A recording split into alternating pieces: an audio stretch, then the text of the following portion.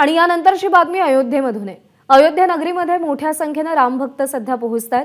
यामध्ये अनेक गरीब लोकही आहेत ज्यांना स्वतःच्या भोजनाची राहण्याची व्यवस्था करता येत नाहीये आणि अशा लोकांसाठी अयोध्येमध्ये 24 तास प्रसादाची व्यवस्था आजपासून सुरू करण्यात आली आहे। याचा आढावा घेतलाय गणेश ठाकूर यांनी।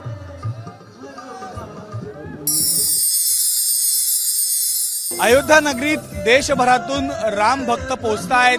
या सगळ्या राम भक्तांना जेवणाची खाण्यापिण्याची व्यवस्था झाली पाहिजे यासाठी जागोजागी असे काही लोक आहेत ज्यांनी भोजन प्रसाद भंडारा असा लावलेला आहे आणि पाहू शकता गर्दी। आज सकाळची वेळ आहे आणि या सकाळच्या वेळेमध्ये देखील हे सगळे लोक इथे येत आहेत। सगळी गरीब माणसं आहेत ज्यांना इथं आल्यानंतर जेवणाची व्यवस्था नसते, राहण्याची व्यवस्था नसते, खाण्यापिण्याची व्यवस्था नसते।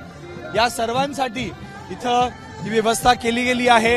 आपण पाहतोय मोठी रांग इथं लागलेली आहे आणि या सर्वांना जर आपण पाहिलं तर पोट भरून रामाचा प्रसाद जेवणासाठी इथं हे सर्वजण आलेले आहेत।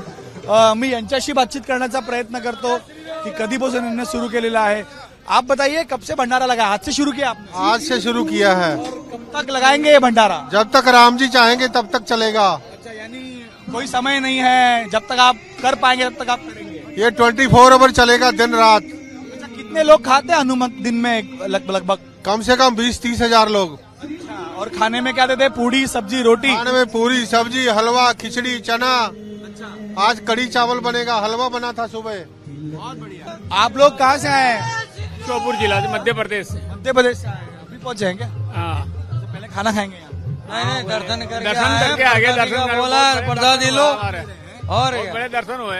जय श्री राम। तक रहेंगे कि चले जाएंगे वापस? नहीं, रुकेंगे राम मंदिर को लेकर क्या कहते हैं, क्या सोचते हैं? आनंद राम रूप गुणशील स्वभाव प्रमुदित होती देगी सुनी राहूं मंत्र जाप मम दृढ़ विश्वासा पंचम भजन सुवेद प्रकाशा। अयोध्येमधील हे राम भक्त आणि हेच वातावरण आपल्याला पुढील काही दिवस पाहायला मिळेल आणि 22 जानेवारी नंतर असंख्य राम भक्त इथं दर्शन करण्यासाठी येतील, त्यांना ही सेवा उपलब्ध केली जाईल। कॅमेरामॅन अनिल संगरेसह गणेश ठाकूर, एबीपी माझा, अयोध्या। एबीपी माझा, उघडा डोळे बघा नीट।